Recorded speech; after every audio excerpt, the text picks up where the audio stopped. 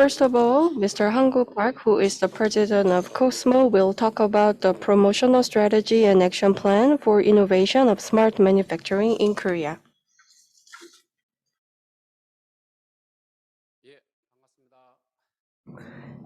I'm very happy to see you all. I believe that it is about 8 a.m. in the morning in Germany, and I'm sure that you are up very early today to participate in this forum. So thank you very much for being with us. From June 30 to, May 30 to June 4th, the Hamas Mass will be hosted in Germany, as far as I know. And our staff members, as well as the experts of this industry, would look for the opportunities to participate in that event. The topic that I want to talk about is the implementation of smart manufacturing innovation. And then we will close this project really soon, and then we will move on to the next national project as we take us one step forward. In 2014, we started this project, and then we went through this project in 2018 and 19 and etc. And this is the vision of that project, as you can see here. Our goal was to improve the life of Korean people with smart manufacturing innovation. So about 30,000 smart factories and SMEs have participated in this project in some ways to improve their competitiveness. And then actually this is an opportunity to encourage such 30,000 SMEs to make them smart factories.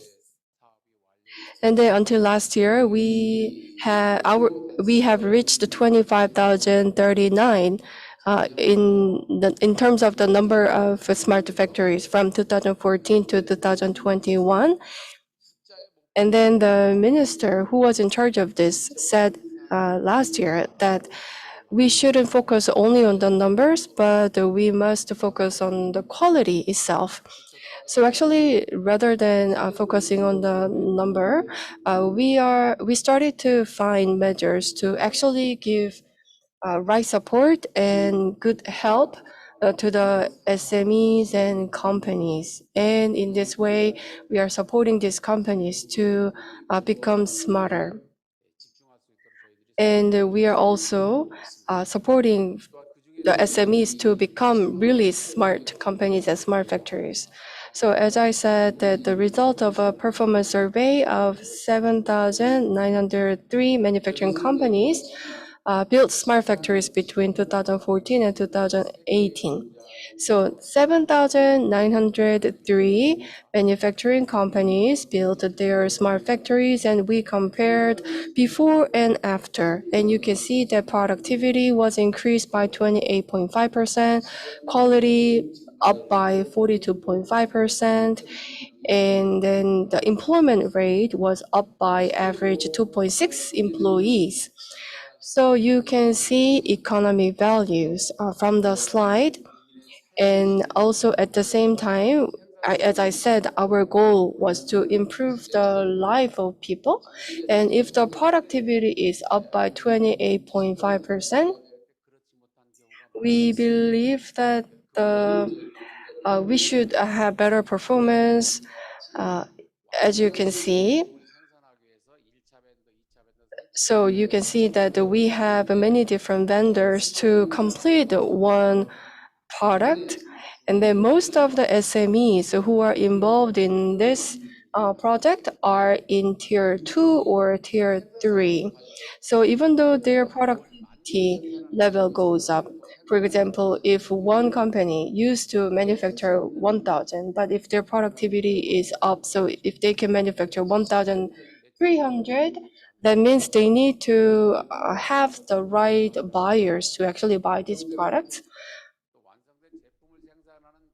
So that is why we kind of newly categorize these participating companies. So we built the level 3 smart factories by company for 3 years. So we will vitalize this project continuously, and from next year, we will fully launch this new measure. So we are going to categorize these companies all together in a group, and so that we can support building and utilizing a shared platform after building a level 4 and maybe up to level 5. So we will focus and we will concentrate our efforts to support these groups. So in that case, if one company's productivity goes up, they will have more buyers so that they can actually make more sales. So that is the way in which we are making efforts. And in order to promote this kind of project, what do we need? So until now, when we were focusing on the smart factories, we usually focus on the solution and computing technologies, which were mostly built and operated inside the company, for example. So they had to hire IT personnel who could be in charge of that, and they needed a lot of electricity to use, and they had to renew and update the hardware every 5 years, for example. And for the sake of security, they had to invest in the security solution very much. Otherwise, they could not maintain this. So the cost was an issue, and in order to solve this, from last year, we changed to cloud-based computing solution. So it is called the Korea AI Manufacturing Platform. It is the KAMP that we built last year. And if the manufacturers want, then we select the cloud service company, and then we added like ERP or PLM or SCM on top of the cloud and operate it, so that these participating companies can pay only up to their use, like a subscription economy. So that's the support that we are providing to these SMEs. That means from the perspective of SMEs, they could use the gateway server and they could collect and store data from it. And then the data will be uploaded on the cloud computing. And in the cloud computing, ERP or PLM or SCM or big data based AI or VR or AR. And these kind of solutions will be applied to bring economic values in these companies.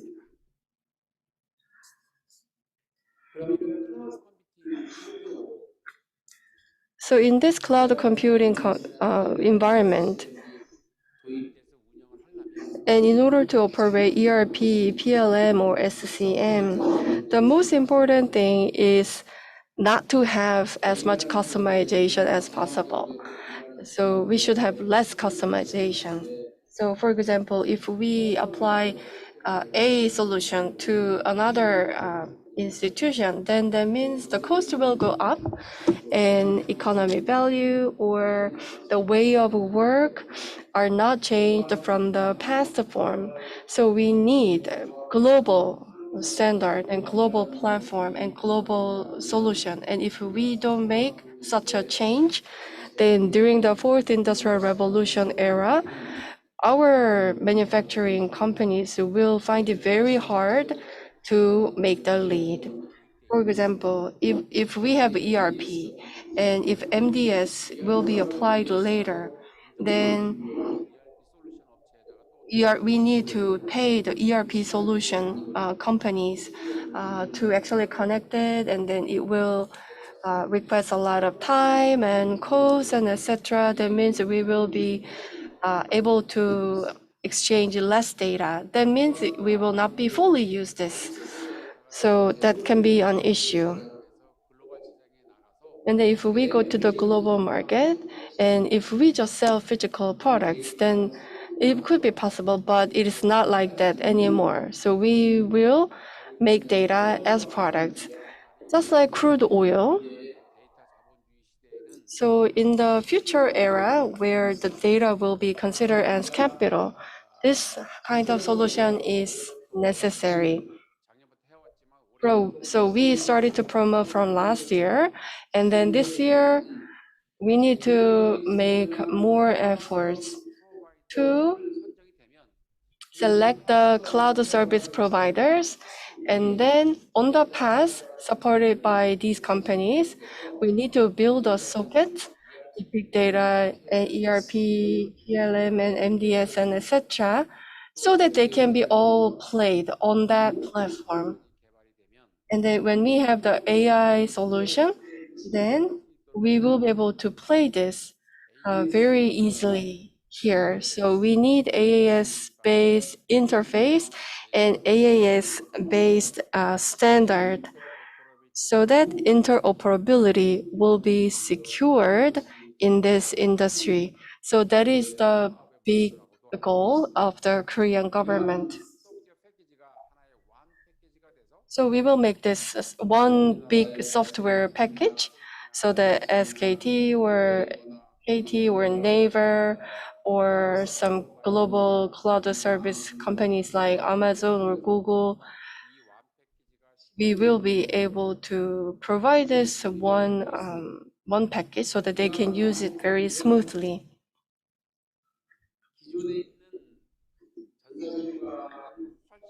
So as you can see here, it's less customized and it is more standardized. And in order to do that, we have 6 categories, as you may well know. And then we increased to 14 last year. And then we have 25 industry types, as you can see here, like ERP, SEM, PLM, MES, and AI solution, big data solution, and etc. But we need to have one single package. And if we adopt and operate in this way, then our manufacturing companies will be able to have global competitiveness in the future. And then after verifying such a standard in Korea, we can also sell this kind of standard to global market. That means the softwares that we have can comply with the global standard. So if we don't develop standard-based solutions, and rather if we have the customized solution, then we will not be able to sell in the global market. So what is necessary? So ERP system, PLM system, SCM, and recently, many startups have developed AI solutions, and all of these will need to comply with the global standard in terms of the architecture and function. So the government will make utmost effort to support this area and industry and players. So if we don't change the way we work, then we will just we will live without productivity. We will just take everything for granted and do not make any efforts. Let's say if we give promotion to a person after 2 or 4 years, and if we just change the organization and etc. And in order to give some motivation, then we are trying to find many different ways. So we started with the ERP in this project, and then automation and smart innovation and etc. And we have gone through all these changes. And during that process, Korea's SMEs grow themselves and startups become SMEs and etc. And we want them to become the global hidden champions of the future. So all these different countries have different background. So, for example, for a single company, we can find, let's say, if this is a pressing company, then we can make the most appropriate ERP solution or other kinds of solutions and etc. But if they all join together with a different background and make an alliance, then they can select the cloud service provider, and then based on that, they can also collaborate together. Then they don't need to pay the initial cost. Rather, they just pay whatever they use per month, for example. Then we can expect economic value, and the way employees, like workers, work will also change in the future. And if they change, then their achievement or the level of satisfaction and productivity and the safety and the completeness of the products will all go up. And not only the products, but also the data will be sold as products in the future.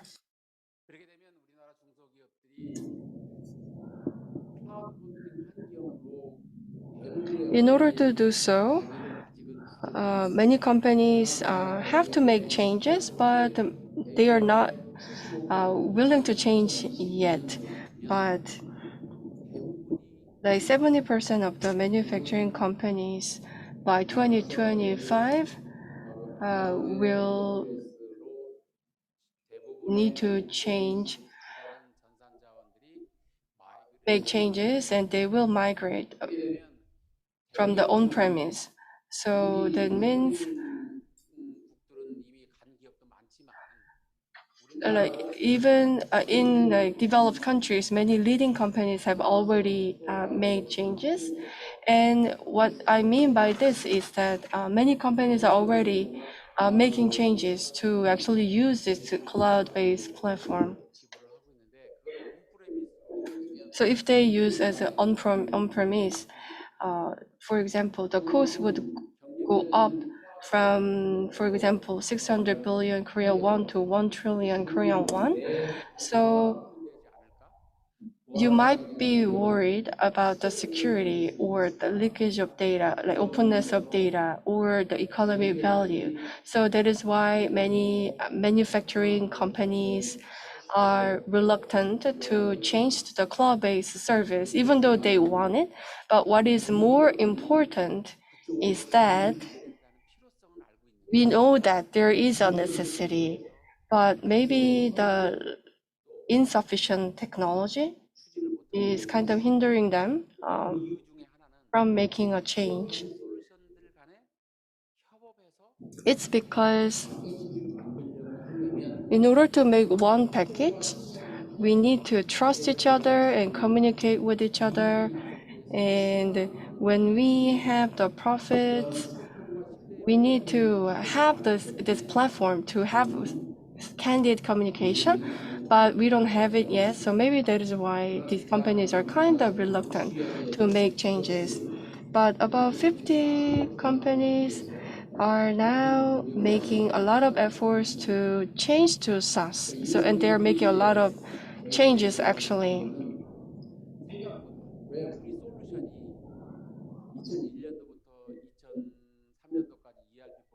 So as I said, our goal was to reach like 30,000 ERP from year 2001 to 2003.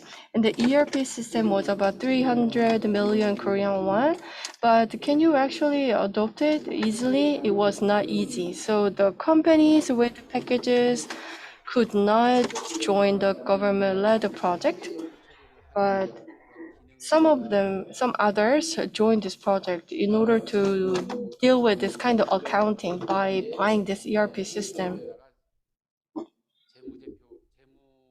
And then they put this on to make sound balance sheet and etc. So at the beginning,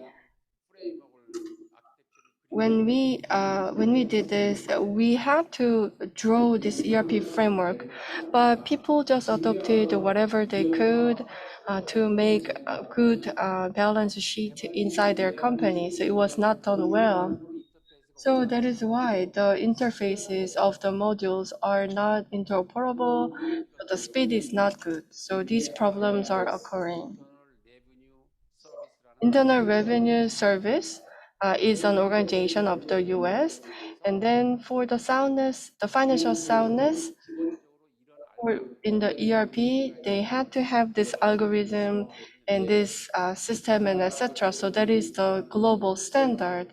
But SMEs just developed in a customized way. So they were not well developed. So that is why they could not be sold in the global market because of these customized structure. So if you want to use the cloud service, then you need to have a global standard-based ERP, like PLM, SCM, and MDS system. And then you will have virtual computer room, and inside it, then you will need the ERP solution system for the fiscal and financial data of the company, and then MNES system will be established. And then for the R&D, PLM solution, and SCM solution for the customer management and etc. will all be established. And then in this way, you will be able to have even stronger and more secure system compared to the past ones. Like the digital cluster, as I mentioned, you can also exchange data between the suppliers as well. Then in this way, you will be able to create a whole new value and maybe some other values as well. So this is one of possibility as well. So as of now, you are the ones who are in charge of the maintenance and repair, but the suppliers will be able to monitor the data, and then they will be able to monitor the quality of the data, and then make additional services to make improvement, or maybe change the compartments and etc. So auto maintenance will be done in the future. And another important aspect is that in addition to selling the hardware product, you will be able to administration and sharing based data sharing system.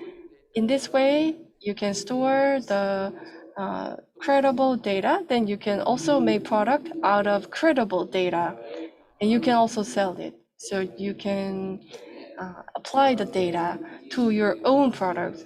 So you can realize these 4 business models. So when we conducted a survey, we came to know that the hardware on-premise was about 17%, but if we change it to the cloud service, then it will decrease to 14%, and software will decrease from 20 to 17%. So compared to your computer system, if you use SaaS, the total cost ownership will be minus 8.1. So we can achieve 8.1% of economic effect in terms of total cost of ownership. So we are especially collaborating with Germany. In 2020, we signed the MOU with LNI 4.0 for cooperation to fast-track the digital transformation of the industry by building the test bed. So we are now testing the asset administration shell, the AAS and OPC UA testing and implementation collaboration. And then there is an organization in charge of the standardization, both in Korea and in Germany. And then KOSMO and LNI 4.0 are now collaborating on test beds. Google, Microsoft, Amazon are kind of dominating this technology in the world. And then in order to improve interoperability among different players, we need to make some rules, right? So that is the Gaia X, and Germany is now leading the way. So last year in November, we had this meeting together with the Gaia X European Association for Data and Cloud AISBL, and Korea became a regional hub of this region. So we are now collaborating together. So we are now collaborating with the LNI 4.0, as I said. And then we are now making this AAS-based data acquisition system. So we are getting the HK2 data and time 3, and then we are now storing in the cloud, and then we are now developing this software, and we are providing as open source to the participating companies at free of charge from last year, and we want to further vitalize this project. And then, yes, last year that we move on to tier 2, like phase 2. So in this way, we will be able to manage all those things in the life cycle. So we are now testing this on our test bed. That means AAS-based business paradigm will be changed, as you can see here. For example, if we manufacture one car, then the AAS-based design will be completed. Then other parts like the axis or the surface design and etc., or other detailed concepts will be designed and simulated based on this AAS.